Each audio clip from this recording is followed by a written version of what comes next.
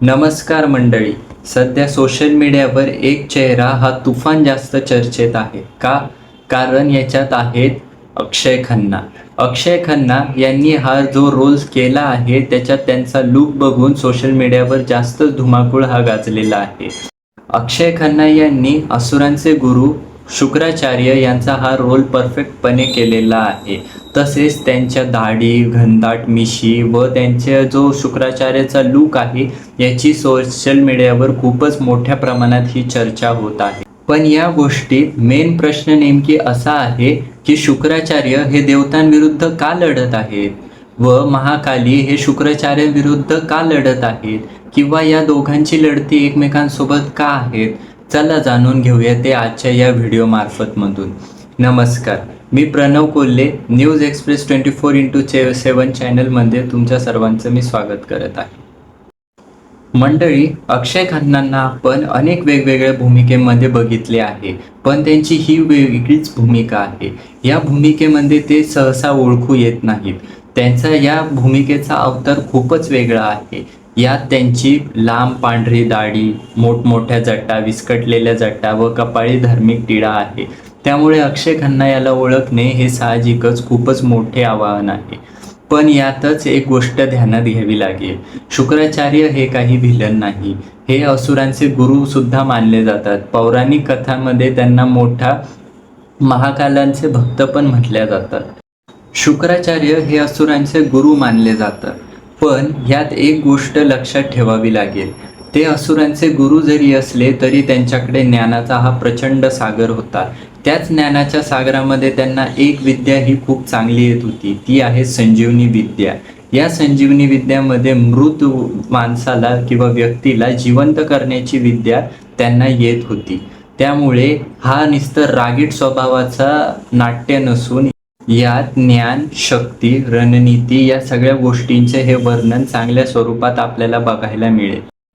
आता कथेमध्ये एक ग्लिम्सचा मुद्दा येतो. यात सर्व देवी देवता जे आहेत ते असुरांना पाताळ लोकमध्ये ढकलून देतात व मानवतासाठी ते दरवाजे पूर्णपणे बंद करतात.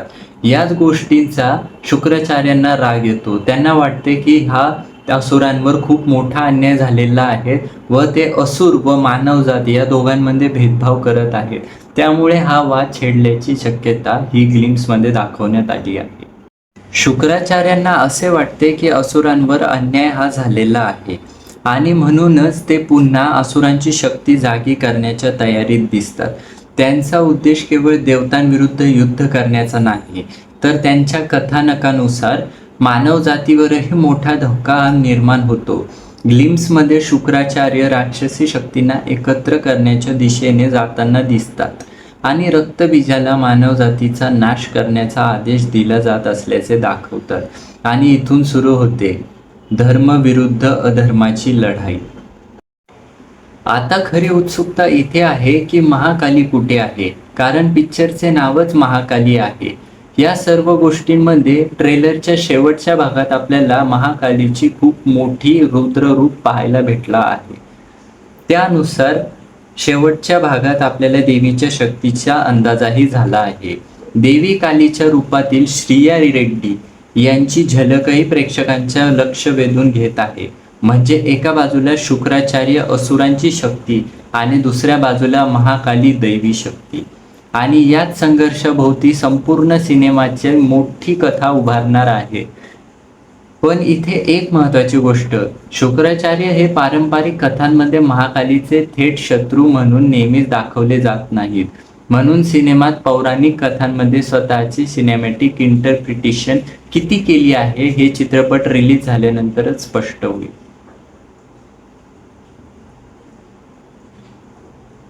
आता थोडं सिनेमाच्या वर्ल्डबद्दल. महाकाली हा साधा मायथोलॉजिकल बेस्ड सिनेमा नसून प्रसन्नथ वर्मा सिनेमॅटिक युनिव्हर्स म्हणजेच PVCUचा पुढचा भाग आहे. या सिनेमॅटिक युनिव्हर्सची सुरुवात हनुमॅन पासून झाली होती. आता या युनिव्हर्समध्ये मायथोलॉजी, सुपर हिरो एलिमेंट्स आणि मोठ्या स्केलचं ॲक्शन एकत्र आणण्याचा प्रयत्न केला जातोय आणि महाकालीमध्ये फिमेल लीड स्टोरी सोबत मायथोलॉजी आणि ॲक्शन यांचा मोठा ब्लेंड पाहायला मिळणार आहे. म्हणजे ही फक्त देवीची कथा नाही, तर एका मोठ्या सिनेमॅटिक युनिव्हर्समधील एक नवीन शक्तिशाली कथा असू शकते.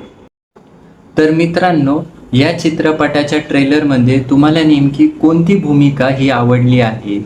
जसे की शुक्राचार्य हा किरदार केलेला अक्षय खन्ना की श्रिया रेड्डी यांनी केलेली महाकालीची भूमिका? तर कमेंटमध्ये हे नक्की सांगा. व्हिडिओ आवडला असेल तर चॅनलला लाईक, शेअर आणि सबस्क्राईब करायला विसरू नका. धन्यवाद.